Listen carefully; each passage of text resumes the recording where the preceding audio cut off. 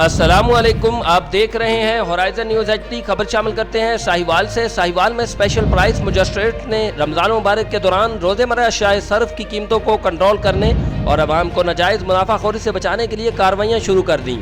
ساہیوال میں deputy commissioner Sahiwal Babar Bashir کی ہدایت پر عمل کرتے ہوئے سیکٹری RTA و special price magistrate Wasif Yasin نے ساہیوال شہر اور گرد و نواح میں رمضان مبارک کے دوران روزمرہ کے استعمال کی اشیاء کی قیمتوں کی چیکنگ کی۔ Special price magistrate Wasif Yasin نے اپنی آفس کے نائب قاصد محمد الطاف سے ساہیوال مٹھاری روڈ، گن شکر کالونی، فری ٹاؤن، مرشد آباد، الغنی ٹاؤن، 93 سکسار 92 سکسار DHQ روڈ، پرانی سبزی منڈی اور ساہیوال کے دیگر علاقوں سے خریداری کروائی، جس میں 2 دکانداروں کا حکومت کی طرف سے مقرر کی گئی قیمتوں سے زائد قیمت میں اشیاء فروخت کی گئیں، جن پر سیکٹری RTA و special price magistrate Wasif Yasin نے اپنے عملے کے ہمراہ کارروائی کرتے ہوئے ناصر محمود ولد عبدالحمید اور غلام رسول ولد احمد خان کو گرفتار کر لیا اور ان کے خلاف متعلقہ تھانوں میں قانونی کارروائی کے لیے استغاثے بھیج دیے گئے۔ رپورٹ محبوب چودھری، سرپرست اعلیٰ ہورائزن نیوز ایچ ڈی۔